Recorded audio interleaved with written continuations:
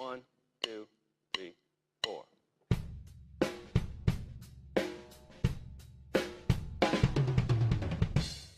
Bueno, buenas tardes a todos. Gracias por vuestra asistencia a esta nueva sesión del ciclo Tutores del Rock. Darle las gracias muy especiales a Salvador Catalán por la invitación y por la idea, porque la idea es suya, de tener una especie de sesión doble entre hoy y mañana, con dos de las figuras más relevantes, surgidas dentro del ámbito de la música en España, diría, figuras muy preeminentes en lo que sería finales de los años 60 y toda la década de los 70. Y curiosamente las dos son figuras surgidas en Sevilla, donde, como mucha gente sabe, pues hubo una pequeña gran revolución musical al final de los años 60, representada por decir un solo nombre de los muchos nombres y talentos que surgieron entonces, por el grupo Smash, que fue también un grupo absolutamente revolucionario dentro de la modernidad musical en España. Y hoy tenemos la suerte de contar con la presencia del miembro fundador del grupo Smash, Gualberto García.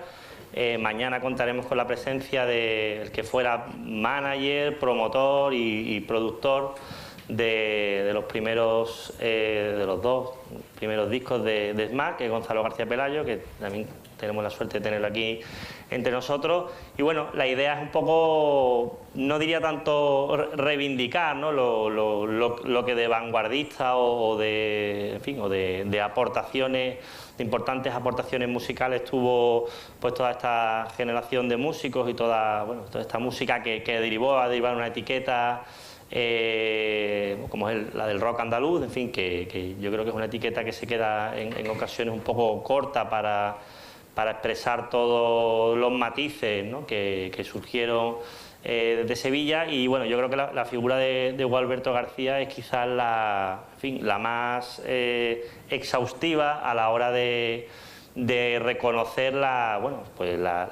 grandeza que ha tenido un tipo de música que ha sabido combinar un montón de estéticas diferentes.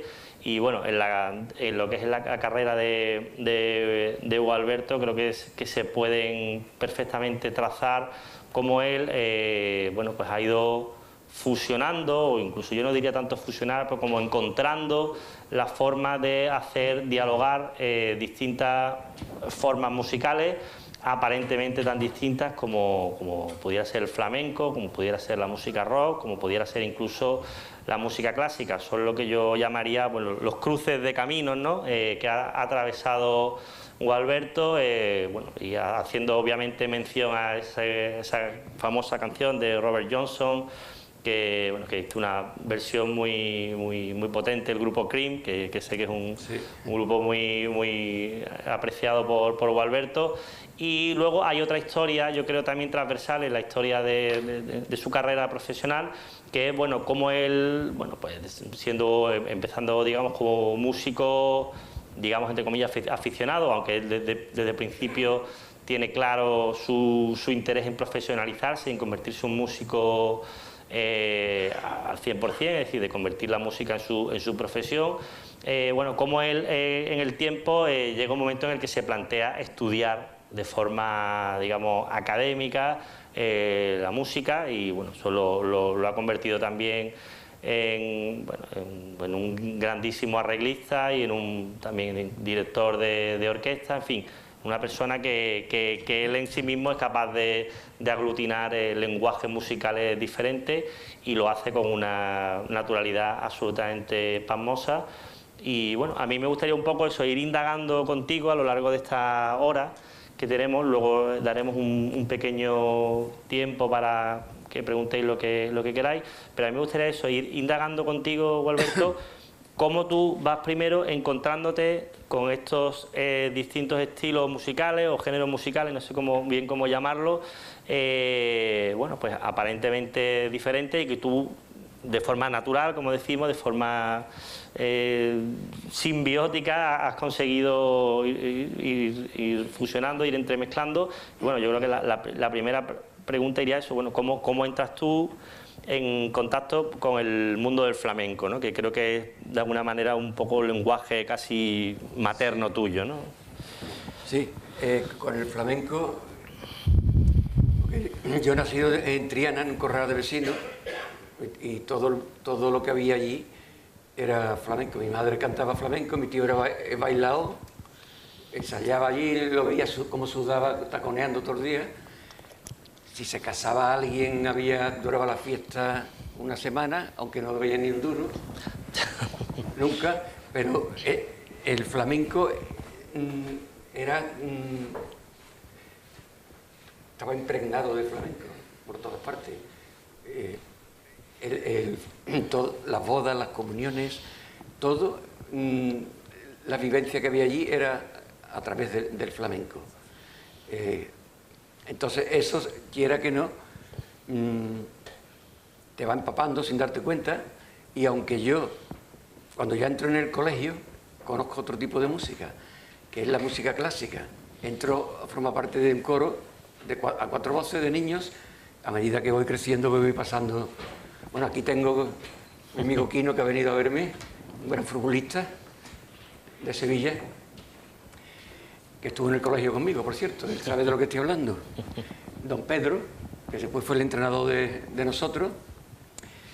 Pues entonces ahí entró en contacto con una música hecha ya a la mayor gloria de Dios, como en la época romántica. No era una cosa tan mundana como el flamenco, que era otra cosa mucho más de comer, de beber, de divertirse, de correr para arriba, para abajo mientras están cantando. Era una cosa muy diferente. Una música para escuchar era la música, y después aprenderte las voces, la cosa sagrada de estar, mientras que estás cantando, estás viendo los cuadros de los santos y de los ángeles. Un mundo diferentísimo que el flamenco. Entonces, y después, cuando he crecido un poco, yo no quería, prácticamente lo que me gustaba era la música que escuchaba en la radio. O sea que empiezo con Polanca, sigue Elvis Presley. Y entonces ya mi madre dice: ¿este niño aquí coño ha salido? que estando en un sitio y escuchándome todo el día cantar, y está con la guitarra y está tocando todas esas cosas que parece un perro rabioso. Entonces eso también es porque a medida que vas creciendo te empiezas a despegar de tus padres y quieres ser muy diferente. Entonces eso es verdad que yo lo tenía. A mí me gustaba más tocar. Yo siempre he sabido tocar flamenco, pero siempre lo que yo quería tener era una guitarra eléctrica. Eso es así. Entonces, claro, si después termino mezclando la música clásica con el flamenco y con la guitarra eléctrica, es que eso es lo que he vivido. Por eso tú vas a decir que es natural, es verdad que es natural. No ha sido mezcla de una reflexión, de decir voy a querer mezclar esto y lo otro. No, porque yo no tenía conocimiento. Por ejemplo, un grupo que teníamos en el año 63, 64, que eran los Murciélagos, que era Silvio. Silvio también era igual que yo, también era de Triana, de un corral, y Silvio y yo muchas veces, estando en los Murciélagos, para pasarlo bien, nos poníamos a cantar por bulería o sevillana, incluso pasábamos la gorra en el barco y cantábamos pues sevillana. Silvio, como era, pues bailaba, cantaba por Segrilla, por Soleá, por todo, y la gente se quedaba allí embobados. Claro, en eso no participaban los otros miembros del grupo, porque eran más niños de los remedios, que están estudiando y tal, y Silvio y yo.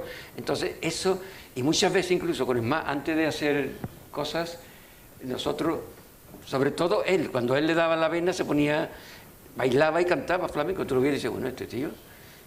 Sin embargo, él también tenía su parte rockera. Dice, todo lo que no es flamenco en mí es rock. Sí. Lo que pasa es que él se quedó en una época. Ya. Cuando ya le dieron un homenaje grande a Silvio, y él quería, dijo, yo quiero tocar un Gualberto pero flamenco. ¿Tú te comprometes, Gualberto? Y lo dijo delante de todo el mundo, en una rueda de prensa. Digo yo, sí, lo hacemos. Pero claro, cuando llegó, llevaba sin beber 2 meses, y cuando estábamos a punto de salir, estábamos en el camerino, él y yo, cuando aparece, estábamos concentrados, seriamente, para salir a cantar flamenco. Aparece una mano, que se abre una puerta y aparece una botella de whisky. Y hace así, ¡pum! La cogió al momento. Y digo, no lo haga, que entonces no vamos a poder hacer nada de lo que queremos. Sí, un buchito, déjame que dé un buchito. Total, que en vez de tocar flamenco tocamos el What You Say. Pero yo creo que eso ha sido una cosa, lo de las mezclas ha sido una cosa bastante natural. Ha sido, por ejemplo, la época de rock ha sido, digamos, desde los 13 o 14 años, que yo seguía tocando la guitarra cuando había una comunión de alguien o una boda, pues yo cogía y la acompañaba a mi madre. Pero era una cosa familiar el flamenco, no era lo que a mí me gustaba en esa época, era tocar con grupos y eso. Entonces, sin embargo, cuando me voy a Estados Unidos, ya empiezo a meterme de lleno en el flamenco.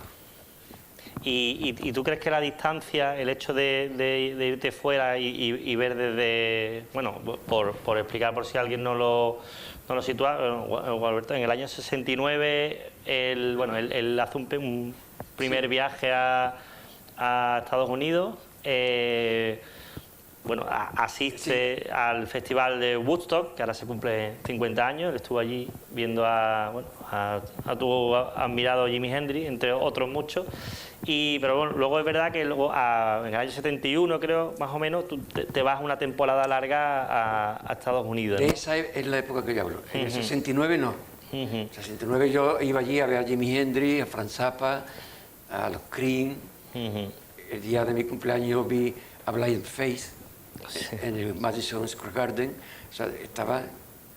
Pero en el 71 ya tenía una niña pequeña y me quedé ya a vivir allí. Entonces, yo me di cuenta, porque yo empecé a vivir en el Harlem, entonces había mucho jazz. Entonces, formé un grupo con 2 chicos que eran 2 monstruos, y yo me di cuenta que cuando yo flamencaba el jazz, le gustaba mucho a la gente.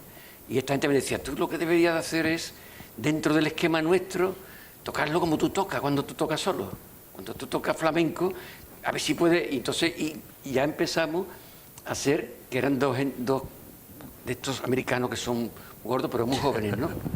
Y tocaban la guitarra de jazz, y teníamos un grupito, entonces ya empecé a meter. Entonces ya, ¿qué hice? Pues empecé a componer yo mismo las canciones. Tenía blues, sobre todo, más que rock tenía blues, que se daba más, pero dentro del blues ya empezaba a meter ritmos por bulería, por soleá, y entonces cuando tocábamos los sitios, yo podía decirte que tocaba 3 y 4 veces en el día. No paraba, porque iba a un sitio, después iba a otro, era gente de jazz, pero el jazz es muy libre. Entonces en los garitos esos de jazz, tocábamos estándares también, de Girlfriend Ipanema, y después improvisábamos Orfeo Negro, cosas que tenían ya cierto rollo latino, y ahí yo me explayaba. Ahí ya, si tocaba, por ejemplo, Orfeo Negro, que es la escala menor armónica, que tiene que ver un poco con la farruca, ese tipo de flamenco, ahí yo tocaba dentro del ritmo que me daban los de ella, con acordes alterados, pero yo me daba cuenta, y cuando ya grabé con los Young Rascals, y la canción que yo le hice el arreglo, que toqué por alegría la guitarra, es una cosa que eran 4 notas lo que él tenía, y se lo arreglé, y pusieron esa canción, y fue disco platino. Digo, entonces, eso me vino muy bien, porque, claro, yo estaba allí para ganarme la vida, ¿no? También, a pesar de que lo que quería era estudiar música, que lo hice también, pero empezaron a llamarme los estudios de grabación porque le daba un aire flamenco a cualquier cosa que me ponían por delante. Entonces, eso me hizo ya meterme mucho más en el flamenco que no me había metido cuando yo estaba en Triana. Que Curioso. tocaba por compromiso para que cantara mi madre o la vecina de al lado.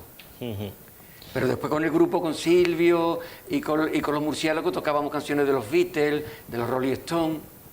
Entonces, claro, cuando pasa el tiempo y vas creciendo o envejeciendo, pues empieza a mezclar las cosas que tú sientes, es el sentimiento. Hay en tu discografía hay unas... bueno, tú grabaste un disco en solitario en Barcelona, no sé si en el año 70, creo que más o menos entre 69 y 70. Que es verdad que bueno, tardó mucho tiempo en salir, creo que se publicó finalmente en el 78, dentro de un recopilatorio un poco raro que se llamó El nacimiento del rock en Andalucía. No, pero lo sacaron antes, creo. Sí. Es que ha habido muchas ediciones. Bueno, el caso es que en ese disco tuyo en solitario, que te acompaña, bueno, quien era entonces tu pareja, Jessica, Sí. Ahí hay por lo menos 2 canciones, si no 3, donde tú ya haces un primer intento y diría que casi eso es la primera vez que tú... De flamenco. Que tú mezclas un poco o metes guiños pequeños en esas canciones y bueno, curiosamente, bueno, en este transcurso, o sea, en lo que sería el transcurso de la creación de esta primera fusión entre el rock y el flamenco, ¿no?, que es algo que está muy estudiado, creo que esas canciones no sé, muchas veces no se mencionan y por fecha realmente creo que son como grabación las primeras... Los primeros intentos, digo, Sí. bueno, por parte de grupos españoles, ¿no? Hay una canción que se llama Only I Feel Tired. Exactamente.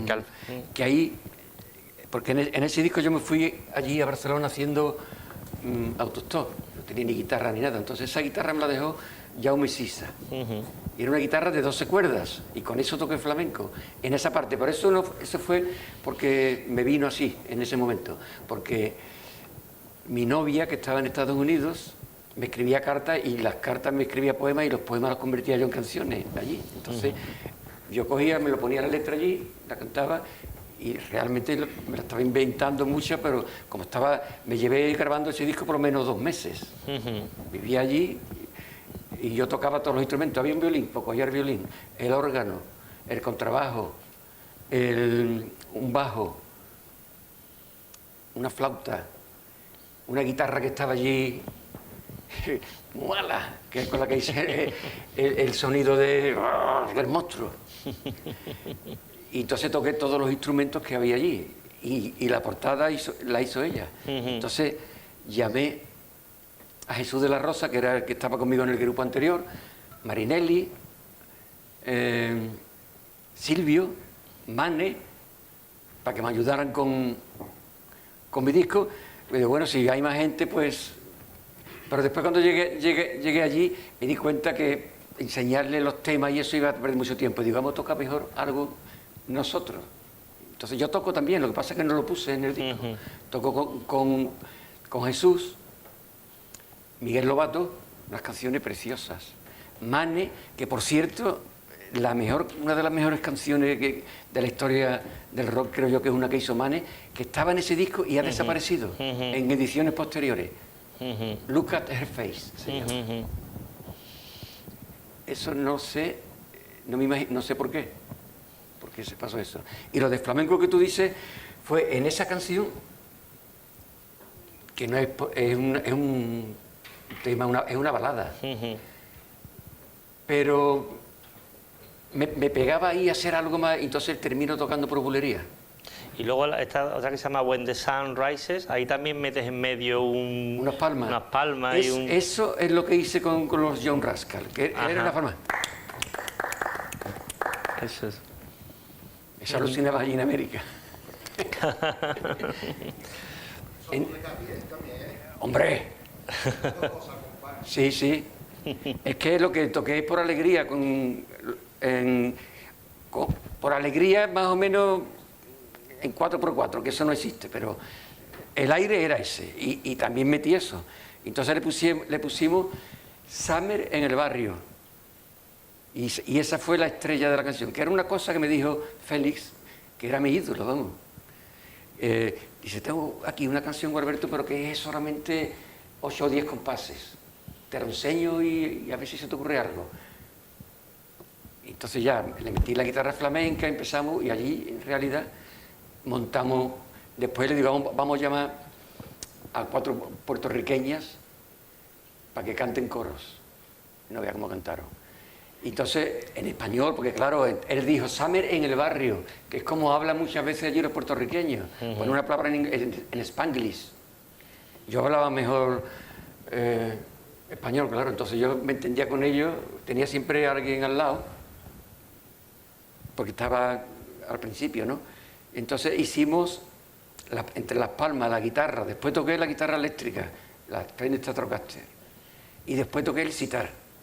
Porque me dijo, mira, estoy con un gurú. Estaba el pobre regular. Era una bellísima persona, porque el tío era multimillonario, pero todos sus compañeros estaban metidos en drogas y no tenía amigos ninguno. Entonces estaba con un gurú que le estaba enseñando paz interior. Y entonces esa canción habla de eso. Decía, take your time to think, because it's the fountain of wisdom. Take your time to laugh. Parecido a lo que hicieron los Birds. Era una canción muy dulce. Sí. Entonces cogí y digo, mira, voy a meter el sitar. Y metí ahí el sitar. Entonces toqué en realidad las 3 cosas que yo tocaba en aquella época, que era el sitar, un sitar que tenía él buenísimo. Eso te quería preguntar también por el bueno, yo creo que ahí eres un músico único en el mundo, y desde luego el primero en incorporar un instrumento tan ajeno al flamenco como es el sitar, bueno, y hacerlo con un grado de, en fin, de aceptación hasta el punto, bueno, de que Camarón, ¿no?, quisiera, bueno, hiciera contigo la nana del caballo grande en la leyenda del tiempo, y ese creo que ahí la historia de cómo entras tú en contacto con el sitar y cómo lo incorporas a tu repertorio, creo que hay otro cruce de caminos, ¿no?, de esto que estamos hablando. Si nos puedes contar un poco cómo descubres el instrumento, Sí. El instrumento lo descubrí, lo oí por primera vez, pero escucharlo por primera vez no significa nada, porque lo que yo escuché por primera vez me llamó la atención por el exotismo, pero no me llegó al corazón ni nada. Eran I once saw the girl, or should I say, you are me. Eso no era nada. Pero ahí lo vi y era precioso. Pero cuando ya empecé a escuchar a Ravi Shankar, ya le vi otro punto. Pero incluso después de eso, cuando ya me fui a Nueva York, yo iba a tocar en un programa de televisión, o sea, primero fui a un anuncio que ponía de Yoga Symphony Orchestra en Central Park, va a ser un casting de gente para hacer. Entonces me presenté, me dijo mi mujer, preséntate, que dan 300 euros, $, y si te cogen, pues mira, es un dinero. Entonces me presenté, fui, y entonces era una orquesta que estaba formada por unas 100 personas, y en esa orquesta había guitarras eléctricas, había violonchelos, flautas, todas las clásicas, baterías, gente que tocaba country con guitarras acústicas. Entonces había un director que había una melodía, que era una especie de mantra muy sencillo, que él nos cantó. Entonces, no me acuerdo ahora cómo era, pero es muy sencillo, te lo aprendí rápido. Entonces, la cosa era que todo el mundo tocaba esa melodía con el instrumento que tenía. Había incluso un tío que tenía un kazoo, que era una cosa de esa. Allí era una cosa muy, muy libre. Entonces, violines, violonchelos, flautas, trompas, trompetas, todo el mundo. Él iba bajando y subiendo las manos para... Entonces, era curioso. Y después yo he hecho una cosa parecida en el curso. Se toca una melodía de unos 10 o 12, de 16 compases, ¿no? Todo el mundo la toca igual. muy pegadiza, como una melodía india, como si fuera un raga. Con un poquito de altibajo nada más, no mucho, no nada de virtuosismo. Entonces él hacía así, bajaba la orquesta, entonces señalaba uno. Si era alguien que tocaba trompeta, pues se levantaba y entonces hacía la melodía, él un poquito más fuerte que los demás y después improvisaba y los demás seguíamos por debajo. Después ponía otro, yo con la guitarra hice ahí un solo, toqué, cada uno iba, el que era rockero pues metía esa melodía a su manera, cada uno, y después de eso, como conocía mucha gente, que nos quedamos al final, allí en el Teatro Grande, nos quedamos allí, un hombre con un sitar que había grabado ya con Eric Clapton cuando era un jovencito, un tabla, una viola que era italiana y un violín que era Arthur Wall, el que después venía a España conmigo. Entonces, cuando yo empecé allí a tocar la guitarra y empecé a tocar a flamencao y el sitar, el ritmo lo cogía a la primera, digo, hostia, esto es increíble. Entonces, yo tenía que tocar una cosa en televisión y contraté al hindú. Y para eso tuve que ir varias veces a su casa, para que se aprendiera ya las cosas más, ¿no? Entonces, a ese hombre le compré ya un sitar. Yo ya tenía uno, pero era mal, el de era ya para tocar, ¿no? Y esa fue cuando yo ya me dije, bueno, aunque no lo compré el sitar me quedé sin un duro, pero me lo compré. El ver lo que se podía hacer con ese instrumento, ¿no? Tocar. Entonces ya vine y empecé. Y el flamenco, ¿cómo he llegado a tocar el flamenco en el sitar? Porque el sitar tiene una de las características de la música en general, la música india, es que es una melodía, tiene dos parámetros. Una es la melodía y otro es el ritmo. No tienen armonía. Entonces es muy rica la parte rítmica y la parte melódica. La parte melódica hace unas modulaciones y unas variaciones increíbles. Entonces, ¿cómo hacen esas melodías? Esas melodías vienen de la voz, es una tradición oral. Lo canta el maestro de sitar, no toca el sitar, sino le canta. Entonces, le canta.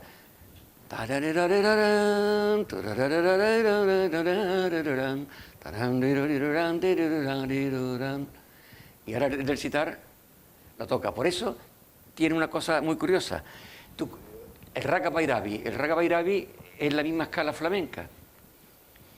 Pero dependiendo del maestro que tú has tenido, hace variaciones diferentes. Entonces, las improvisaciones que hacen son aprendidas, pero además tú ya la tocas a tu manera. ¿Por qué? Porque tú las has aprendido buscándote la vida tú.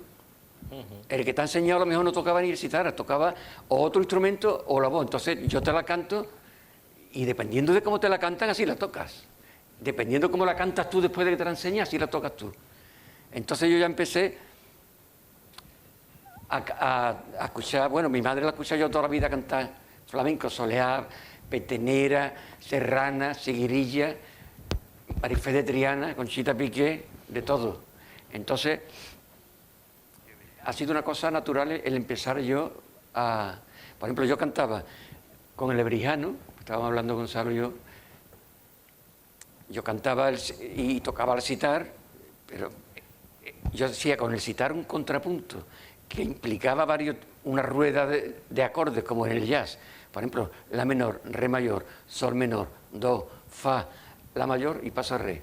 Y todo eso lo llevo yo en la cabeza porque en el sitar no se puede hacer, pero sin embargo yo doy las notas para dar la dirección. Entonces yo hacía, por ejemplo, tum, tum, tum, tum, tum, tum, tum, tum, la menor re,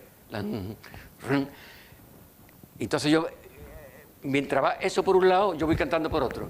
Behind the stars all the people are, tum, tum, tum, tum.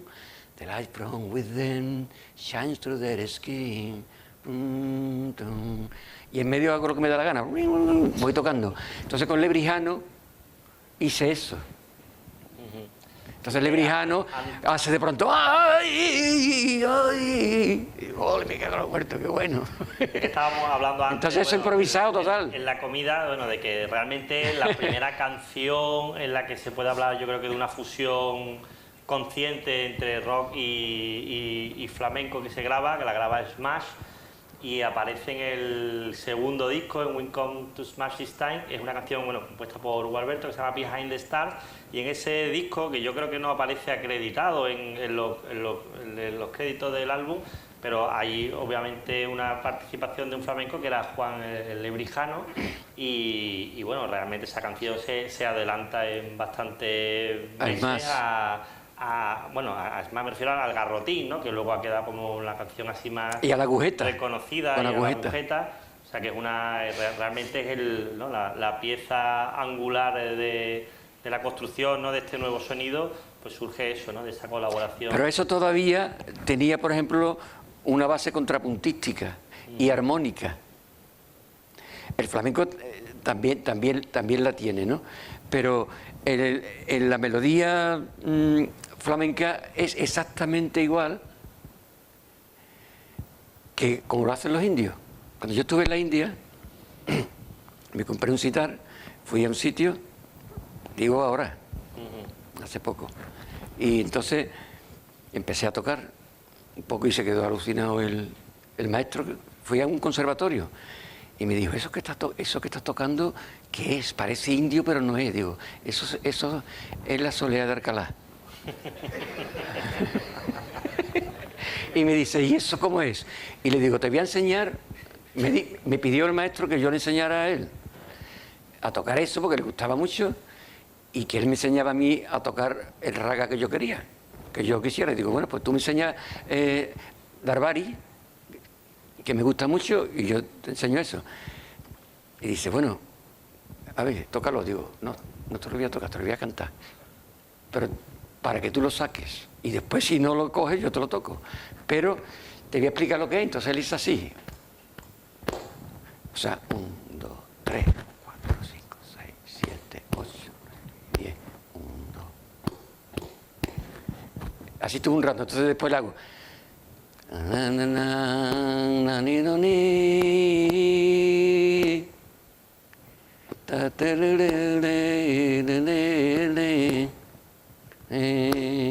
Y así se la canté entera. Y luego quedó así. Y me entendió perfectamente porque yo le llevé el ritmo y la melodía al mismo tiempo. Como igual que hacen ellos. Ellos tienen. Lo que pasa es que cada uno lo meten de una manera. Por ejemplo, yo toco muchos ragas indios, Bairavi, de 1000 formas diferentes. Pero unas veces lo cojo y lo toco por bulería, otras veces por soleá, otras veces por seguirilla y otras veces como lo tocan ellos. Pero lo bueno que tiene es que te abre la mente, y tú una cosa, por ejemplo, que está en 4x4, los tangos, por ejemplo, tú coges esa melodía, que son melodías antiquísimas, que a lo mejor viene de los Vedas antiguos, que tiene casi siempre un fondo religioso. Todo eso, después tú coges esa melodía y la transformas, tienes la libertad para tocarla en el ritmo que tú quieres. Entonces, el raga tiene una parte que es, por ejemplo, muy contemplativa, que se llama alap. En esa parte alap tú lo que haces es tocar la melodía, pero en su esencia, recreándote en los intervalos. ¿Me entiendes? Y poco a poco, después viene otra parte que ya tiene ritmo, y después tiene una parte final que va a toda la isella. Normalmente la parte final se cambia un poco y la meten más rápido. Pero es orgánico, es como una planta que crece y con las ramas, y es muy orgánico todo. Empieza con una melodía, una escala, porque en realidad es mucho más primitivo que el flamenco. El flamenco tiene un elemento que no tienen ellos, que es el elemento interior del flamenco. No es contemplativo, es más bien de queja. De queja, tú le hablas a Dios y te quejas.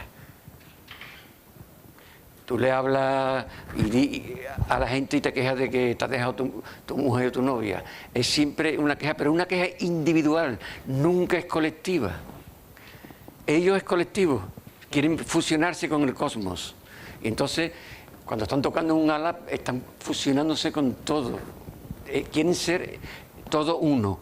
El flamenco quiere ser yo, me duele a mí. Entonces, en ese aspecto no se parece en nada. Es curioso que se parece en muchos aspectos musicales, de quejío y eso, pero sin embargo no se parece en nada en el fondo. ¿Por qué? Porque la cultura nuestra es diferente. Sin embargo, se puede fusionar. Yo, por ejemplo, puedo tocar un raga indio y lo toco más como un flamenco. ¿Por qué? Porque soy de aquí, ¿no? Entonces, soy menos contemplativo. Ellos se pueden quedar colgados con 4 notas. No, es verdad, ¿eh? Y Alberto, una cosa que habías comentado antes que me interesa, que me la estabas también comentando viniendo para acá, que es el momento en el que tú das el paso y decides que tienes que estudiar música. O sea, que eres ya, obviamente eres un músico reconocido, formado, has tocado muchísimo, pero ¿por qué llega el momento en el que decides que tienes que estudiar eso como Dios manda? Bueno, son varios factores, pero el primero, el que además me ayudó mucho, era que yo era el líder de un grupo de rock que formamos allí, que vinieron 3 de ellos, aquí, que grabé mi primer disco con Gonzalo. Yo empecé ya a escribir, que curiosamente después muchas canciones que hice, que le enseñé, después no las grabé, porque como siempre estaba creando, por la última la que grababa. Pero allí escribí, por ejemplo, una bulería larga, muy larga, para tocar con ellos, donde yo hacía mucho solo y ellos me iban acompañando. Pero metía, por ejemplo, farsetas que yo tocaba, por ejemplo, de Diego del Gastor. Claro, eso leerlo, yo no sabía escribir, entonces yo se lo tocaba, pero aprendérselo era muy difícil, porque después de eso venía otra cosa, y después otra, y después otra. Decía, tú tienes que aprender a escribir música, porque nosotros no tenemos la memoria que tú, porque como es tuya la música, tú tienes que aprender. Entonces me tuve que meter ya de lleno. Todos sabían música menos yo. Estaba Dani, estaba Barry Walter, tocaba el piano, tocaba la flauta y tocaba la batería. Estaba Jeff, que estaba en la Juilliard School, que le hice una canción que después la toqué, una canción que le gustó mucho a Gonzalo, Canción de la Primavera. Esa canción la hice, pues esa canción la hice para un examen que él iba a hacer la Juilliard de composición y me pidió que se lo hiciera yo. Y aprobó. Y tiene un contrapunto que son 2 voces que van cada una por un lado. Y tum, tum, tum, tum, tum, en un 6x8. Y esa canción ya empecé a escribirla. Ya todas esas canciones empezaba a escribirla, pero tengo las partituras, un día te las voy a enseñar. Tengo las partituras, porque escribí una ópera que la estrené en la Academia de Música a los 6 meses de empezar a estudiar música. Pero yo no estudié de forma académica, yo estudié solo. Yo me compraba libros y estudiaba. Y como los músicos tocaban lo que yo escribía, es una suerte muy grande. Por ejemplo, he tenido 2 suertes. Una suerte que he tenido es unos músicos que venían del clásico o del jazz y que leían muy bien. Entonces, ¿qué hacía yo? Yo le escribía, por ejemplo, Canción de la Primavera. La escribía, pero más que nada la tocaba. Entonces, cuando la tocaba decía, porque cuando la escribía nada más sonaba fatal y decía que eso no es, me enfadaba, ¿no? Decía, pero es que esto es lo que tú has escrito aquí. Esto es, si quieres, tócala. Entonces tiene que ponerle aquí un puntillo. Me cago en la más verdad. Una crochet con puntillo. Entonces, tan, ta, tan. Entonces ya iba aprendiendo. Eso fue una suerte. Y después también fue una suerte que, por ejemplo, cuando empecé a hacer arreglo con Gonzalo, yo tenía una orquesta casi siempre a mi disposición para poder. Entonces he estado 15 o 20 años trabajando con orquesta, escribiendo y escuchándola al momento que yo escribía casi un disco por semana, que vivía en la casa de Gonzalo allí en Madrid, y escribía una semana y a la semana siguiente, entonces podía experimentar. Aprendí mucho, aprendí de los músicos. Por ejemplo, yo escribía una cosa para el clarinete. Aunque yo estaba estudiando siempre en libros y eso, pero siempre se aprende más cuando está la gente que sabe. Entonces yo escribía para el clarinete, escribía un arpegio, lo que yo se me ocurría.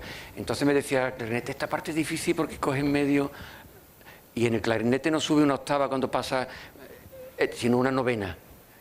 Y esto dificulta mucho, es una nota más de lo normal.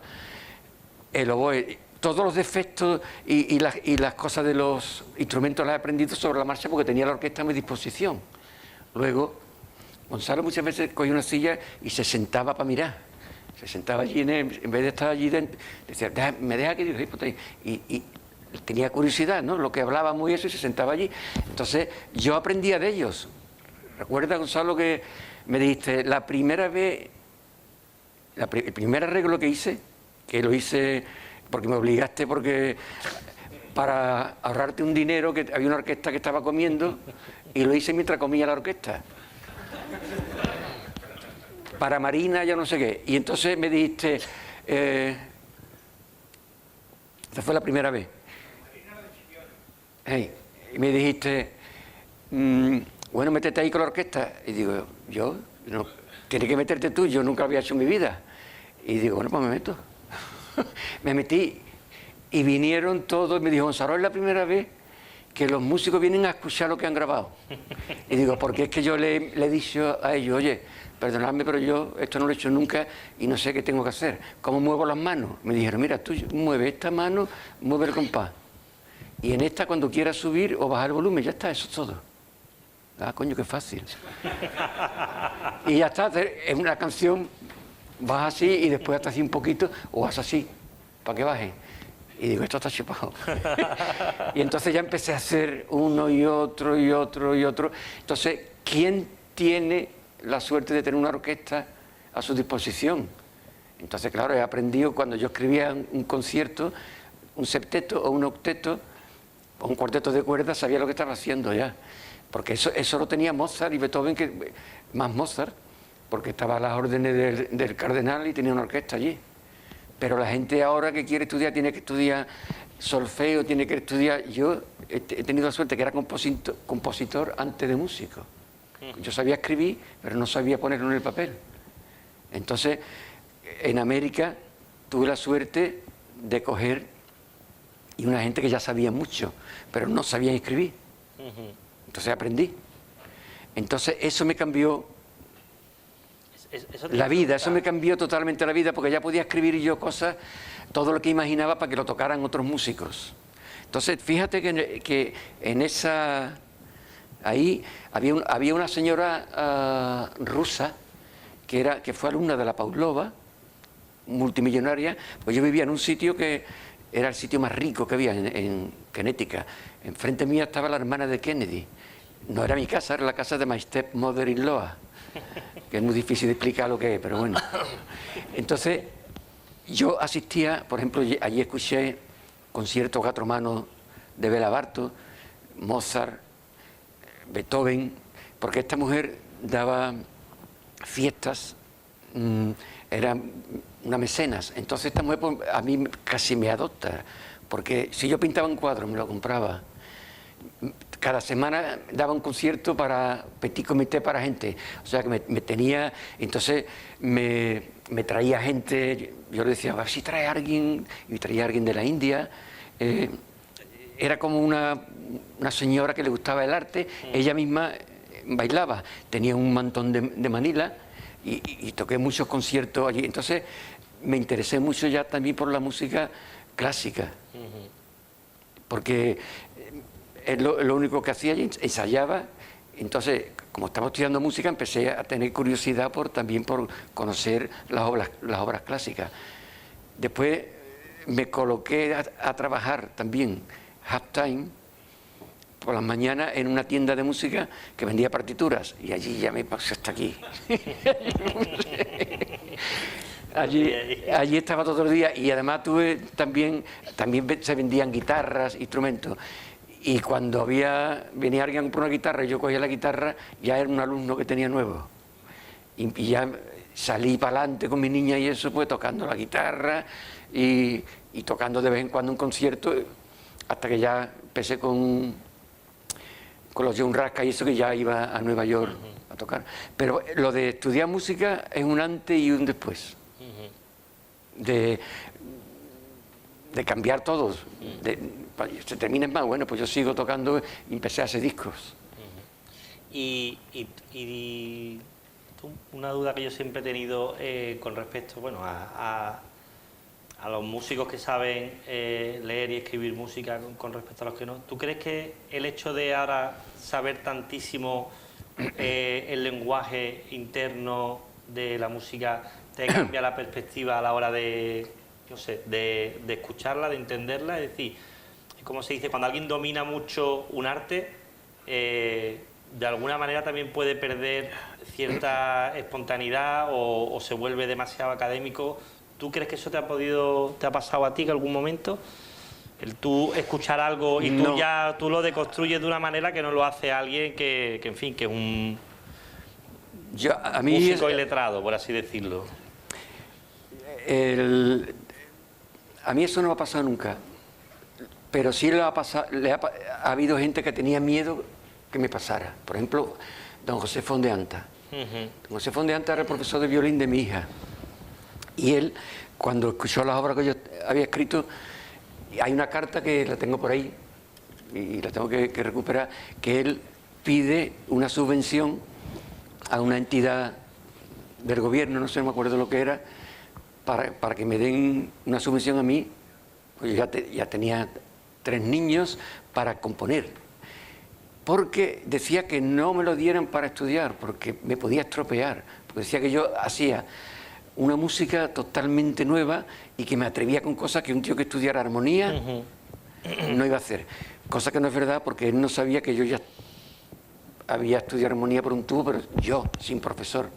Y el libro donde él aprendió armonía, me dijo: Gualberto, te regalo este libro, que lo tengo yo, bueno, lo tengo, se lo mandé a mi hija porque era alumna suya.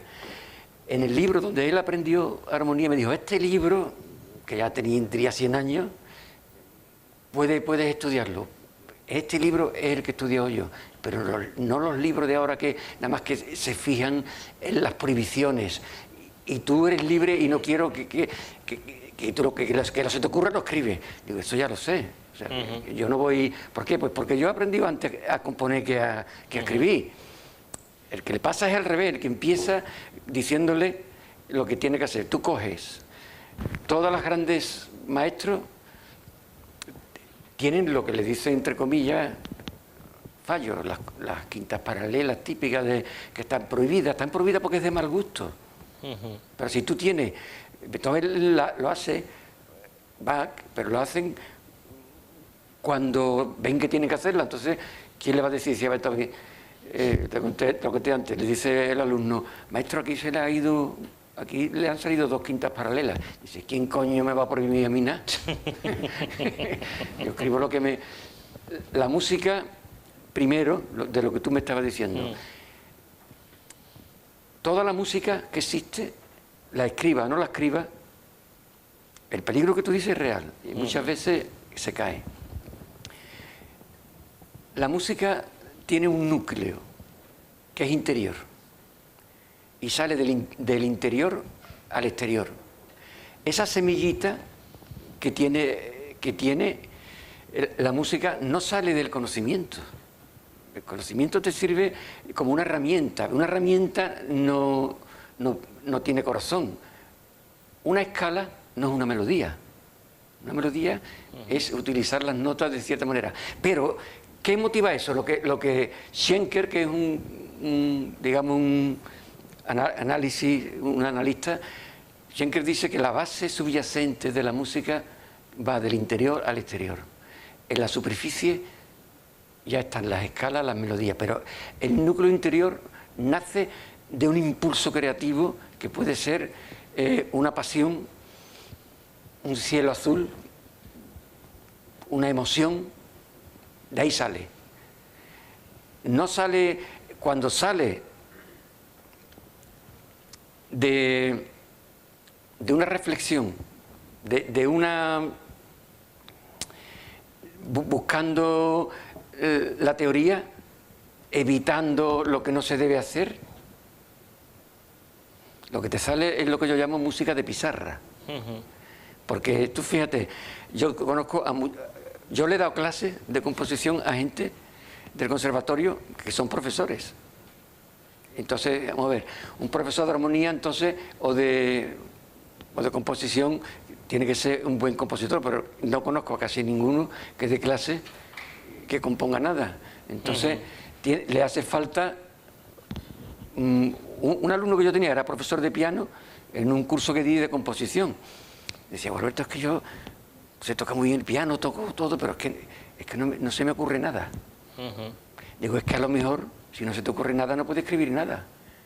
Cuando se te ocurra algo, intenta escribirlo, pero no puedes escribir. Entonces le di una cosa muy complicada, porque así lo obligaba a tener que hacer algo como ejercicio. Digo, pero esto es un ejercicio. Como no sabía nada de flamenco, le puse un ritmo flamenco para volverlo loco un poco, y entonces tenía que seguir estrictamente y saber dónde pararse y dónde poner el acento, porque el flamenco son unas notas pero que llevan unos acentos. Entonces, y digo, pero digo, si no tiene la motivación interior, no puede hacer nada. Digo, tú no estás enamorado nunca ni nada. Tú no tienes novia, tú no te gusta la... Dice, ahora estoy saliendo con una chica. Digo, dale una canción, coño. Hizo una canción que no estaba mal, pero tenía un problema. Vamos, a él no se lo he dicho. Que era demasiado trascendente. Ya metió a Dios por medio y todo. O sea, era ya mucho, pero estaba bien. Entonces se dio cuenta, dice, es que claro, tiene que tener algo que decir. Sea una cosa, no tiene por qué ser una cosa trascendental, no tiene que hablar de ahora, pero puede ser una cosa cómica también. Los tanguillos de Cádiz, por ejemplo, yo he hecho una cosa por tanguillo que me encanta, y sin embargo he mezclado ahí una parte muy lírica y una parte picaresca, que se van uniendo. En la última cosa que hice, creo que se lo mandé a Gonzalo, se puede hacer, claro que se puede hacer. La música habla de emociones, no hace falta, pero cuando ya te pone, que es la pregunta tuya, te pone a decir, los arreglos tiene que hacerlo. Yo hago un arreglo y ¿qué hago? Escucho y digo, do mayor, fa, sol, do otra vez. Le cojo, entonces hace un arreglo y dice, bueno, do tiene, el acorde de do tiene tres notas, do, mi, sol, el fa, la, do, sol, si, re. Pues si yo pongo esas notas va a ser una cosa correcta, pero es que la música si es correcta es aburridísima. Entonces, ¿qué hago? Yo antes de escribir algo lo canto y me pongo, por ejemplo, un disco de Carlos Cano, o de los miles de discos que hemos hecho. La Habanera de Cádiz mismo. La Habanera de Cádiz, yo hago así, lo pongo, escucho y canto algo, o lo toco con la guitarra y lo escribo. Después lo compruebo y digo, coño, esto no tiene nada que ver con el acorde, pero va bien. Claro. ¿Por qué? Porque cuando estás haciendo música sobre el papel, no te das cuenta que la música no es una foto fija. La música se mueve en el tiempo. Entonces, un analista analiza una foto fija, se queda en un acorde. Oye, pero ese acorde no sirve sin haber oído lo que viene delante y lo que viene detrás. Porque eso lo cambia todo. Una disonancia, tú no la pones de entrada porque dices, es disonante. Pero es que la disonancia refresca si lo anterior es demasiado académico. Entonces también no solamente tiene que saber lo que el acorde que viene antes y el que viene después, sino tiene que saber cómo ha empezado y desarrollarlo. O sea, es una mezcla, ¿no? Pero tú lo tienes que hacer en el tiempo, no en el papel. Entonces los analistas caen todos, no hay ninguno que no caiga en eso. Tú analizas y digo, este está hablando como si esto estuviera parado. Maestro, ¿por qué aquí en esta parte baja el ritmo y pasa de 200 a solamente a 50. Eso es lo que ustedes me tomen, porque el sentimiento no se puede mensurar. Entonces tú coges una partitura y pones aquí acelerando y te ponen esto.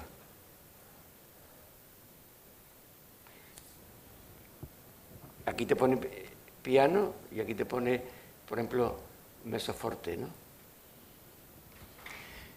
Pero ¿qué pasa? Depende de cómo tú hayas estado tocando antes, ese piano puede ser fuerte. Claro, claro. ¿Entiendes? Entonces, cuando desde hace mucho tiempo, la música en el conservatorio era toca lo que pone ahí. Pero es que lo que pone ahí a veces es imposible. ¿Por qué? Porque ¿cómo acelero? Ahí tiene que entrar en juego el talento, el sentimiento, un montón de cosas.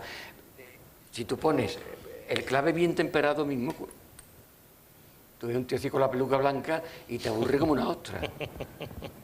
Ahora, ¿por qué? Porque hay una época que cuando la música antigua, incluso la música clásica, era demasiado académica.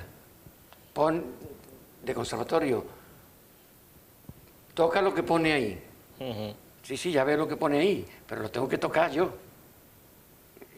Si ya lo decía Bach, esto es una interpretación. La música si no se toca no suena. Esto es una foto. Tienes que... Entonces, a veces la gente que empieza en el conservatorio, como por ejemplo eran mis compañeros, que eran unos monstruos leyendo, pero después no eran capaces y de improvisar, algunos sí y otros no.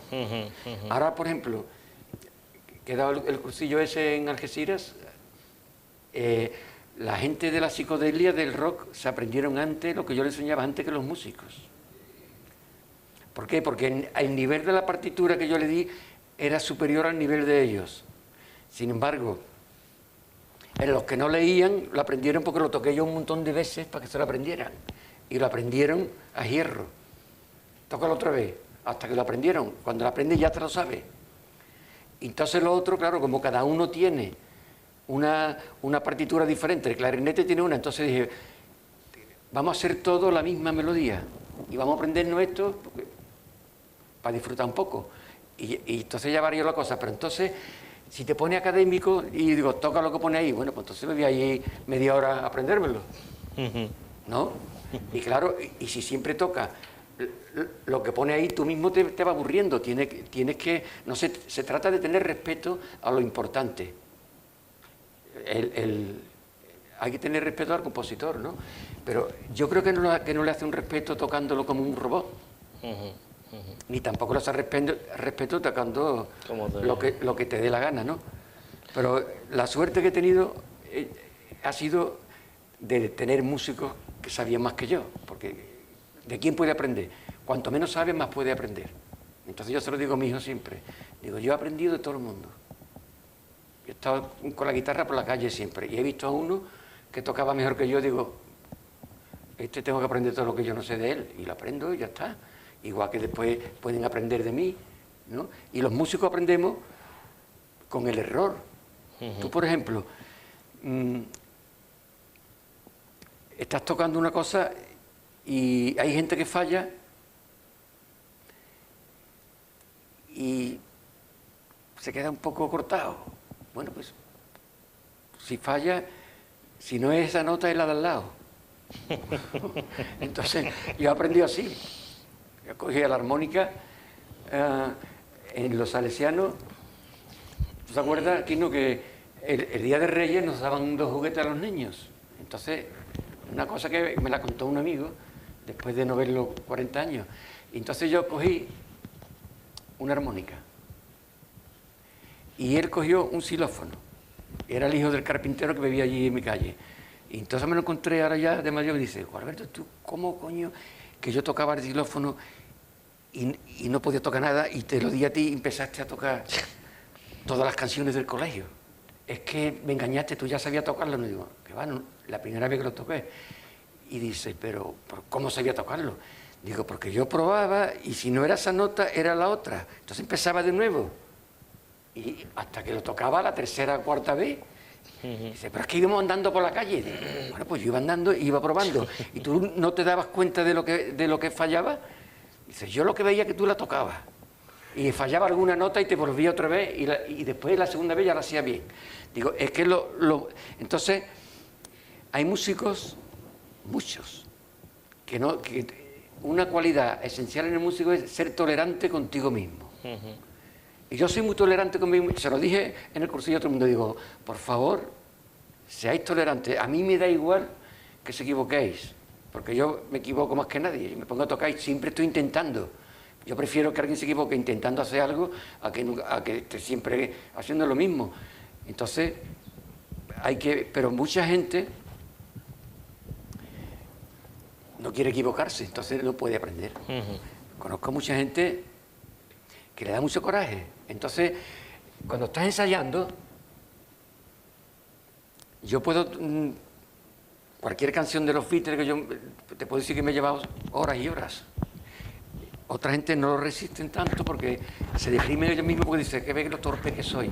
Yo no pienso que soy torpe, pienso que es que tengo que conseguir eso. Y si lo hago en una hora, y si lo hago en 2 en 2, y si lo hago en 3 en 3. Y ya está. Y me equivocaré todo las veces que haga falta. Y eso es lo que yo intento enseñarle a la gente que está conmigo. Oye, da igual. En el curso ese había una señora que era profesora de piano. Y no quiso tocar. Decía, bueno, esto es que tú me estás diciendo que improvise en esta parte, pero yo nada más que sé leer música. Digo, bueno, léelo y después lo toca. Es que, y le di un instrumento y no supo ni tocarlo. Sí, pero ahí claro. Y después uno que era un punky que había allí lo tocó. Que no sabía el agua con un canuto. Pero tenía sensibilidad al tío. Y le digo, ve, y después se lo di otra vez a ella. Digo, tócalo, hombre, que voy a tocar yo y tú me acompañas. Y ya la obligué. ¿Te parece que abramos un turno de preguntas? Por si alguien quiere... Claro. Yo quiero una pregunta. Bueno, mi nombre es Pedro. Soy de aquí de Cádiz. Muy amigo de... Gracias. Muy amigo de muchos componentes que han pasado por el grupo Simo. Hombre. Sí, claro. Entre ellos, mi amigo Antonio Rivera, que conocemos desde que tenía 12 años. Bueno, me acuerdo un día de un ensayo que hicieron ellos para conseguir, que antiguamente, claro, no habían tutoriales en YouTube, muchas cosas, ¿no? Que hoy, para los vídeos, ves directamente cómo está tocando la guitarra. Y yo toco la guitarra un poquito, ¿eh? A mí nadie me ha enseñado, yo soy músico de la calle, y lo que he visto, lo que acabas de decir, ¿no? He visto de muchos músicos de aquí de Cádiz en aquella época. Me acuerdo de una canción, concretamente, que es de los Beatles, tiene una entrada y se estaban buscando ellos con el disco La Vida de cómo esos golpes que sonaban de dónde iban. Hasta que uno de los componentes, batería de aquella época, no sé si lo conocéis. Sí, lo conozco. Lo conocéis, ¿no? Se le ocurrió darle golpe a la guitarra y le sonaba igual que en el disco. Ya está, vámonos, adelante. Y ahí sacaron el tema de Isabel, la entrada que tiene. Aparte de que no sé si iba a Fa mayor. Fa mayor, la mayor con cuarta suspendida. Sol, do, fa. Yesterday. ¿No? Entonces le dieron así un golpecito porque se le compraron una Fender, que aquello era un grupo. Yo he ido andando kilómetro y kilómetro a ver una Fender que tenía un tío en Bellavista. Fueron a Madrid, ¿no? Para traerse la guitarra. A Madrid fueron 2 o 3 del grupo a buscarla, ¿no? Bueno, el grupo Sibu, lo vimos, se acuerda Gonzalo, y yo creo que tú estabas en el año 70 en la sede de la revista Discóbolo. Se montó un simposio de música progresiva y estaba Nono, creo que estaba.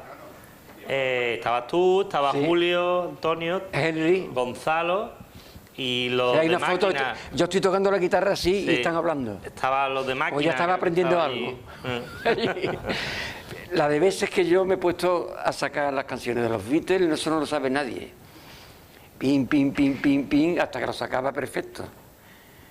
Pero es que eso es así. ¿Cómo va a aprender si no? Después hicimos un experimento que estuvo muy bien en Sevilla, ¿sabes? Se llamaba Música Viva, un conservatorio alternativo y yo fui el director. Entonces, el experimento que yo hice una entrevista en televisión con el director del conservatorio para contrastar, para preguntarme, me preguntó él, bueno, ¿y cuál es la diferencia de lo que tú quieres hacer con lo que hacemos en el conservatorio? Digo, la diferencia es que yo lo que quiero es educar el oído. Y entonces lo que hice fue, yo hice el plan de estudios y también enseñaba solfeo. Pero yo hacía una atención a cada uno. Cogía uno y le decía, ¿a ti qué música te gusta? A mí me gustan los Beatles, vale. ¿Y a ti qué te gusta? Frank Zappa. Entonces yo cogía, por ejemplo, y al que le gustaban los Beatles escribía una canción de los Beatles, los acordes, por ejemplo, Cross your eyes and I need you, re menor, do, sol, todo eso. Pero después le daba los acordes mezclados. Estos son los acordes, pero no están en el orden que tiene que ser. Tú tienes que coger de oído y sacarlo. Todos los acordes que están son estos. Tú tienes que averiguar el que suena bien y el que suena mal. Y eso es educar el oído. El de Frank Zappa, pues, Frank Zappa. Y después tocaba con ellos, yo cogía la guitarra, toca tú esto, y ahora yo toco. Voy a empezar a improvisar. Mira, esta escala va bien esta escala pentatónica va bien en los 3 acordes del blues. Estamos tocando la, re y mi. Con esta escala puede tocar independientemente de donde esté, porque la gente cree, Paco de Lucía se lo creía, por ejemplo, que tú estás tocando, por ejemplo, en la menor. Estás tocando la menor, entonces tú coges, estás mirando a alguien que está tocando en la menor, y tú coges la guitarra y tocas la escala de la menor. Y cuando pasas re, pasas a re. Cuando pasas a sol, pasas tú a sol. Con lo cual va haciendo cosas paralelas. Y la alegría... y no es verdad eso. Tú con la misma escala, si es modal, y no son acordes alterados, tú tocas con la misma escala, da igual el acorde que toque, porque están hechos esos acordes con las notas de la escala. Al flamenco le pasa eso. Entonces, cuando estás tocando un blues, tú estás tocando lo típico. Eso lo repite en re y suena, te la doy bien, pero tiene que saberlo meterlo en el tiempo. Con lo cual tiene que utilizar un poquito la imaginación. Entonces, la persona que se suda dice, la menor, ahora yo hago tal. Cuando pasa re, pasa en la re. Y no sale del aburrimiento. Sin embargo, empieza a coger velocidad y a tocar al doble del tiempo, a ralentizar el tiempo, cuando la escala la paseas por el mástil, la misma. Tú lo haces así, el la empieza aquí y termina aquí. Y tú vas pasando por todas las notas en la guitarra. Y va cambiando el acompañamiento, pero tú vas dando la misma nota y entonces puede empezar, te embala, te atrasa, te adelanta. ¿Por qué? Porque ya tiene memoria muscular también. Y tú la vas dirigiendo. Pero si tú tienes que estar pendiente de cuando cambia a la y cuando cambia a re, y tú tienes que cambiar la escala de la a re, ahora pa, ya estás utilizando la cabeza todo el tiempo. La cabeza hay que utilizarla, claro, pero no de esa manera. Por eso el blues tú estás viendo que están tocando las escalas y la escala es pentatónica. Son 5 notas y esas notas están en los 3 acordes. Ahora bien, el jazz ya es otra cosa. Pero también hay un jazz modal, ¿entiendes? Entonces, en realidad, utilizar las escalas, tiene que utilizarlas sobre la marcha, improvisando. Si ya estás pensando en la re, se queda todo para, no tiene movimiento, ¿no? Y claro, para ser... Otra pregunta. Sí. Tengo un puñado de punta, pero tiene una discografía súper interesante, pero también da la sensación de que eso es nada más que la punta del iceberg, que hay un montón de música que no está publicada. Mucha. Y queremos escuchar eso. Bueno, en las tapitas has visto, esos son improvisaciones. Claro.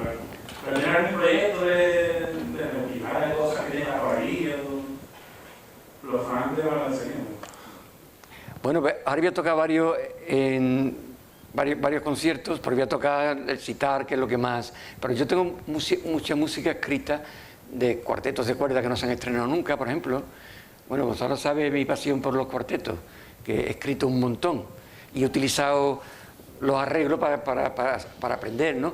Entonces, tengo sinfonía, tengo textos, música para banda, de todo, pero que no están... ¿Qué hago?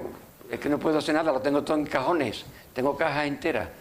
Pero lo que pasa es que a mí lo que me gusta es escribir más que otra cosa, entonces lo sigo haciendo. Pero, por ejemplo, con el sitar, la guitarra y eso también. O sea, que ahora voy a tocar varios conciertos y estoy metiendo otra vez... Ahora estoy tocando un instrumento de arco, con el arco, el del Ruba. ¿Lo conoces? Sí, te he visto tocando. Entonces voy a tocar del Ruba la vina, que es de lo que más me gusta, que es la madre del sitar, el sitar y la guitarra. Esos son los instrumentos. Tuve una época, que no sé si tú me has visto alguna vez, que daba conciertos con el ordenador. El ordenador en directo. Y yo tocaba la guitarra, pero grababa en el ordenador. Y entonces tocaba la guitarra, el sitar, la guitarra acústica, la guitarra eléctrica. Tocaba 6 o 7 guitarras diferentes, el sitar, el dilruba, el sarot, la guitarra con el slide. Me pasaba el tiempo tocando, porque tenía la orquesta grabada en el ordenador y ponía una pantalla grande donde iba proyectando fotos que yo hacía, que iba con la música, y iba cambiando las fotos con un pedal. Y de eso hice por lo menos 100 conciertos por todas partes. Y de eso hice un disco que se llama Sin Comentarios, que no sé si tú lo habrás oído. Que ese disco, Sin Comentarios, es la continuación de Vericuetos. Y todos los instrumentos los toco yo, pero con el ordenador. Acantilado, por ejemplo. Acantilado es una obra que escribí para 50 instrumentos y como no podía tocarla en ningún sitio, la metí en el ordenador. Y entonces la toqué yo con la guitarra. Esa obra la toqué en Columbus, Ohio, con músicos de verdad. Y tengo además una cinta, pero músicos de jazz. La toqué en directo, pero era no para toda la orquesta, sino que hice una síntesis y tocamos con trabajo, que era buenísimo. Jaco Pastorius, ¿lo conocías? Pues el que sustituyó a Jaco Pastorius, que es el arreglista de Ray Charles, un tío que era un monstruo. Otro que era un teclista, el saxofonista de Tete Montoliu, tíos de categoría, todos. 7 o 8 personas. Hicimos unos cuantos conciertos. Pero aquí es muy difícil. Aquí es bastante complicado. Y la música que hago, pues, está muy difícil. Hay de todo. Hay cosas... Lo que más toco ahora mismo es el sitar. El sitar, y ahora voy a empezar voy a introducir otra vez la guitarra y el dilruba. ¿Y tú qué tal? ¿Tú también? Pues si tenía varias, sí. Pregunta. ¿Qué le parece los acercamientos que ha hecho la hija de Ravi Shankar con el flamenco? Que ha hecho como tú, pero 30 años, 30 40 años más tarde. ¿No? Sí. Hombre, ella no es que se haya acercado al flamenco, es el flamenco el que se ha acercado a ella. Porque, por ejemplo, a mí me encanta, O sea, que Anuska me encanta y me encanta también lo que ha hecho.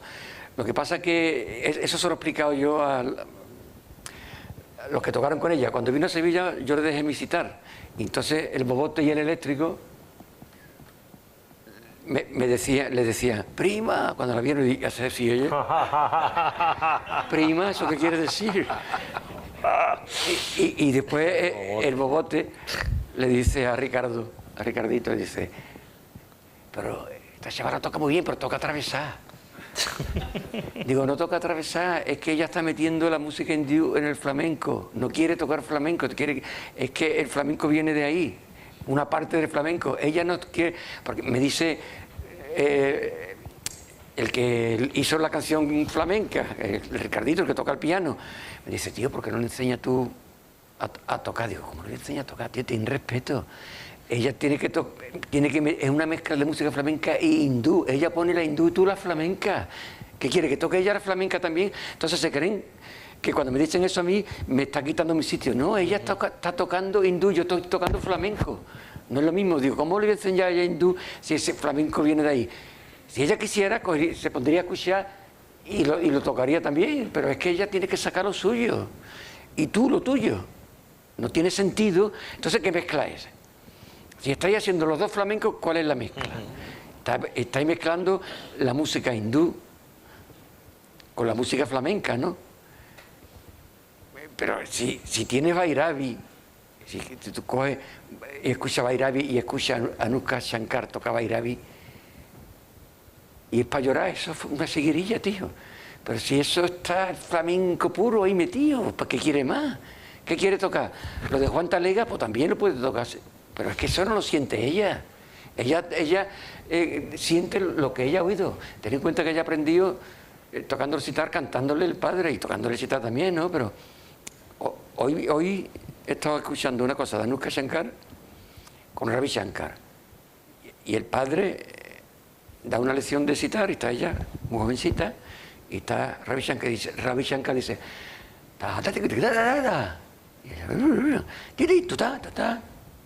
y ella va cogiendo, así va y va aprendiendo. Entonces, claro, eso es una lección, ¿no? Pero ella toca Bhairavi, por ejemplo, hace su versión, porque Bhairavi yo tengo 15 o 20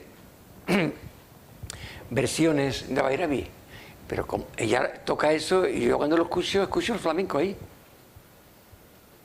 Igual que cuando lo toca, no ella, cuando lo toca cualquiera indio, cuando están Bhairavi mismo tiene 4 o 5 modalidades.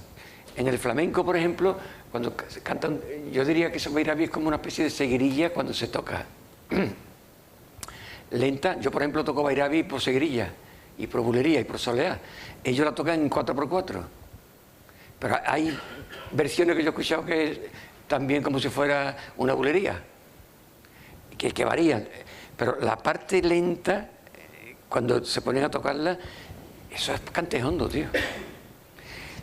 Digamos que un cantejondo no es agujeta de Jerez, es un cantejondo contemplativo. Por ejemplo, a mí me gusta mucho el Perrate de Utrera. Por soleá es magnífico. Y a mí el Perrate de Utrera me parece una dulzura en la voz y una calidad que enlaza ya casi con la India. No tiene nada exótico. No lo digo porque... No, es un cante puro, tío. Entonces pero tiene una velocidad y tiene una cosa que se llama... en la música clásica se utiliza, que se llama... En la música clásica se llama sotto voce. Y en el flamenco se llama tragarse el cante. Él se traga el cante, él canta, da una nota larga, hace un quejido, y da el quejido fuerte y se va comiendo el cante y se queda la voz, y es muy difícil de hacer, porque va disminuyendo, es como si tuvieras un regulador clásico, o sea, eso que he escrito aquí, eso pero al revés, así. Empieza así y termina así. Eso lo hacía, por ejemplo, Montserrat Caballé, para mí la mejor del mundo. Hacía así y esa misma nota que está arriba va bajando, no de tono, con la misma nota va bajando el volumen. Y eso lo hacían algunos antiguos en el cante. Y el Perrate es uno de los que... Entonces, cuando toqué yo en Utrera, me hicieron una entrevista, uno de televisión, me dijo, Alberto, la soleá que tú has tocado ahí con el sitar, toqué yo y Paco del Castor.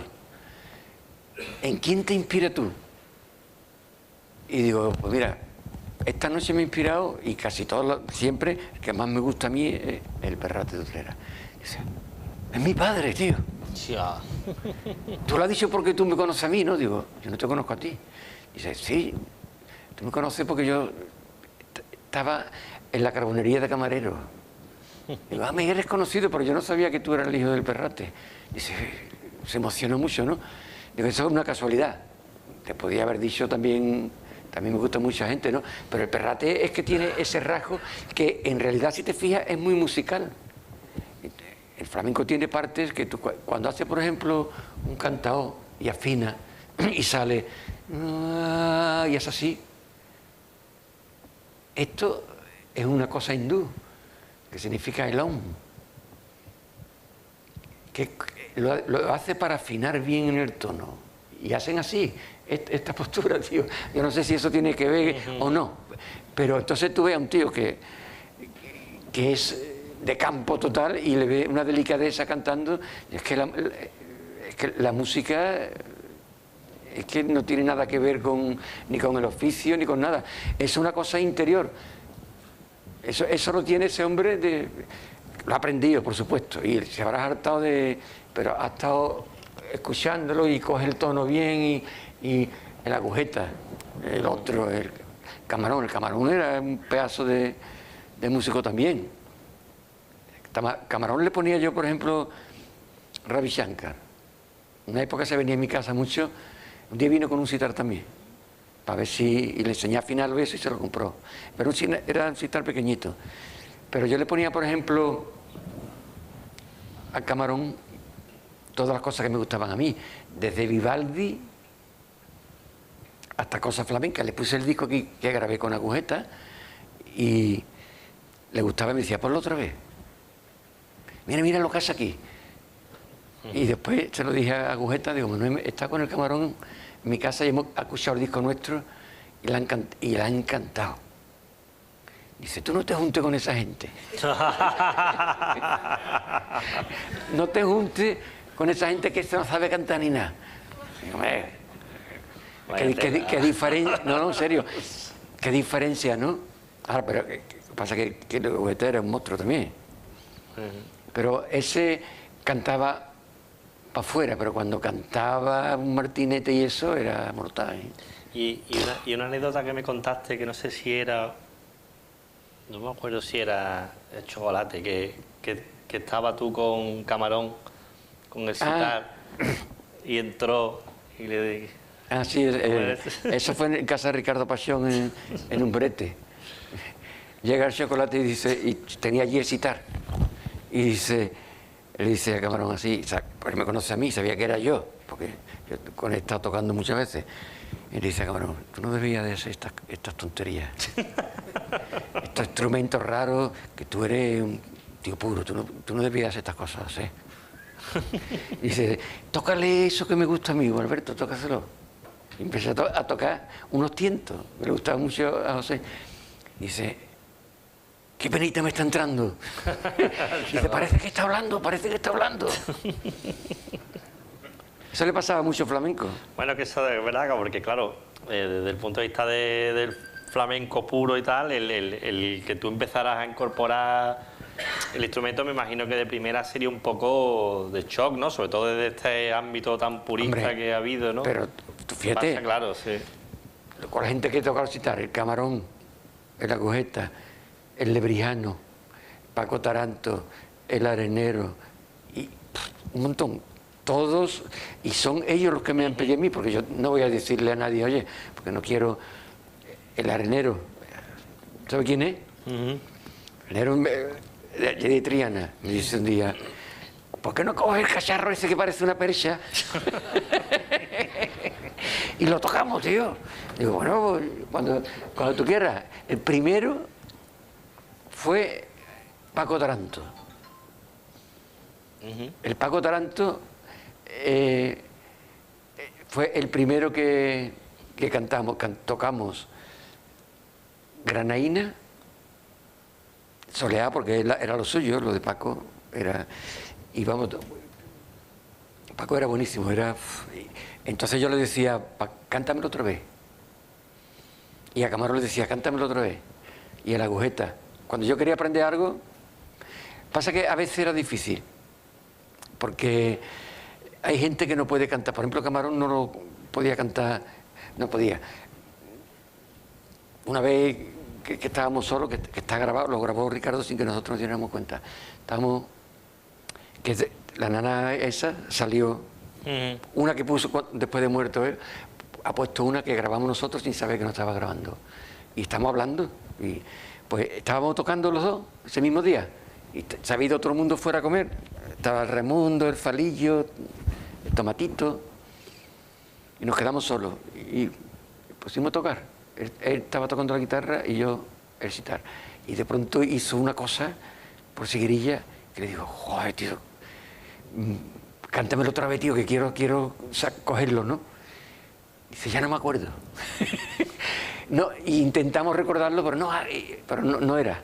Eso fue un momento y ya no se puede repetir. Porque intentamos hacerlo, pero es que eso... porque claro, ¿sabe por qué? Porque la música transcurre en el tiempo. Y tenemos que coger el mismo momento para que él haga... Porque eso mismo lo haces tú, en un tiempo diferente y no suena. Tú estás tocando una cosa. Por ejemplo... Bueno, de hecho, la nana, ¿no? Siempre me has dicho que eso fue una toma. Una toma nada más. Y que eso luego ya se quiso repetir y se dijo que... No. Camarón fue la única vez en mi vida que lo he visto que se impusiera, porque él, pobre, era muy humilde y no quería llevar la contraria nunca. Cuando le dijeron... Bueno, eso está en un vídeo, que yo lo he visto en vídeo, por eso lo sé. Vamos, yo estaba allí, ¿no? Salimos de grabar los dos. Y el técnico dice, tenéis que repetirlo otra vez porque me he equivocado yo aquí en una cosa. Y yo me daba igual. Y dice Camarón, esto ya no se repite más, esto se queda así, eso está muy bonito y esto no va a salir nunca igual, esto se queda así. Se puso énfasis, no tan exagerado como yo, porque él no era tan... Pero eso ya no se repitió. Y lo escucho otra vez y digo, pero ¿qué dices, tío? ¿Qué es lo que está mal? ¿Qué problema hay ahí? ¿Y tú sabes cómo lo grabamos? Botoncito. El Camarón se puso ahí y yo aquí en el suelo. El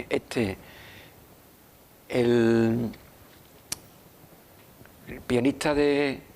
Marinelli. El Marinelli, le digo, Marinelli, coge, mira, toca solamente esta nota, un rato. Grábala y nos la pone por los cascos. Ya está. Y entonces lo pusimos. Entonces, lo que hacíamos en mi casa, o cuando estábamos allí, yo empiezo a tocar un poco, le hago así, que él ya lo veía venir. Cuando él veía que yo repetía lo mismo, pero un poquito más lento, ya sabía él que tenía que entrar. Entonces, él hace así, y así, pum. Solo que tenía ahí cantando. Lo habíamos cantado muchas veces, pero cada vez de una manera. Cada vez lo hacíamos de una manera. Bueno, pues lo cantó, entonces se calla, cierra los ojos y mira para abajo. Y yo sigo tocando. Y así, entero. Y claro, cuando le dijeron al Camarón, dice, no, esto ya no... Llevaba 1 mes y medio y no habían grabado nada. Porque los arreglos de ese disco lo iba a hacer yo. Pero no quería pagarme... Yo hacía muchos... No sé si te lo ofrecieron a ti, ¿o no? No, a ti te ofrecieron después el de la orquesta, después. Pero no, entonces digo, mira, pues yo... Si no me pagan, no lo hago. Quería pagar nada y menos, digo, no, porque yo esto... Yo es que está tal y cual, digo, yo... Tengo que escribir la música para que la toquen los músicos. A mí ya me puede traer tú al que sea, pero yo lo escribo para que tenga lo que tiene que tener. Porque, ¿qué pasaba? Que como hay gente allí muy buena, está Manolo Rosa, está el otro, que son todos buenos, pero allí era un caos, porque nadie ponía orden. Porque tú tienes que decirle lo que tiene que tocar cada uno. Cuando yo hacía un disco, para Carlos Cano o para Benito Moreno, yo escribía todos los instrumentos. Entonces tiene unidad el disco. Pero si tú coges y pones a un tío que toca lo que le da la gana, y después otra sesión con otro que toca lo que le da la gana a él, y otro, entonces estaba aquello lleno, lleno, lleno de gente. Y le digo, José, cuando toquemos nosotros tenemos que echar a la gente quiénes son. Dice, yo qué sé. No conozco a nadie, Gualberto. Fue horroroso. Había unos tíos, me llamaron, el ingeniero de sonido, porque querían comerse un melón encima del piano. Y me dijeron, Gualberto, habla tú que... Y fui para allá y le digo, hombre, pero... Y Sarvá, tío. Pero digo, José, ¿tú conoces? Yo no conozco a nadie. No sé quiénes son. Y digo, oye, si queréis irse, por favor, que vamos a grabar. Irse, echamos otro mundo y nos quedamos los dos solos. Y entonces salió a la primera, y entonces pues se quedó. Después estuve tocando con el Camarón por lo menos 1 hora el piano a 4 manos, por Tanguillos de Cádiz. Nada, tonteando, ¿no? Y después ya cogí el avión y me vine. Y ahí dejaste aquello. Y dejé aquello. Grabado. Pero lo que dice Ricardo Pasión no es verdad. Él dice, llegó Gualberto con los ESMAS y nos regaló la nana del caballo grande. No llegué con los ESMAS y los ESMAS no existían ya desde hacía 7 años. Entonces, hombre, él no se acordaría o algo, ¿no? Pero eso fue improvisado. Pero después hay una que pusieron posteriormente, Nana del Caballo Grande, que sale el Camarón contándome un chiste, y entonces el loco que coge una maleta y le dice... Oh. Entonces yo digo, vamos a tocar un poquillo. Y entonces él toca la guitarra, y yo toco el sitar, y él toca por seguirilla, que no tiene nada que ver con las nanas estas. Y esa grabación está grabada en un Nagra, en uno así chiquitito, que lo dejó grabando Ricardo. Y esa canción han cogido y la han metido la orquesta sinfónica. Después, a esa, no a la que grabamos Camarón y yo. O sea, en el estudio. Es diferente. Entonces, hay varias. Y después hay un montón de cosas que como dejó grabando el magnetofón, nos llevamos grabando 2 horas y media por ahí, el tiempo que dura la cinta. Y tiene ahí, y yo he visto cosas, por ejemplo, de Camarón cantando por tiento y yo tocando el sitar en una biografía de Picasso.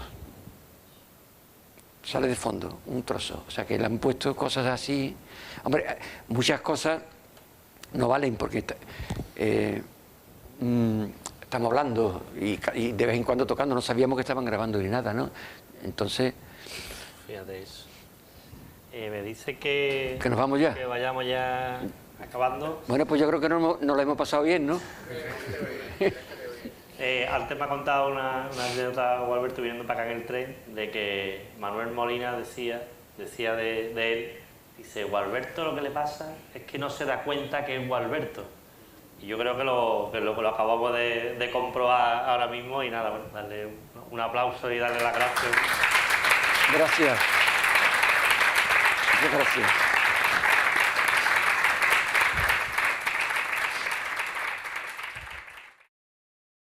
One, two.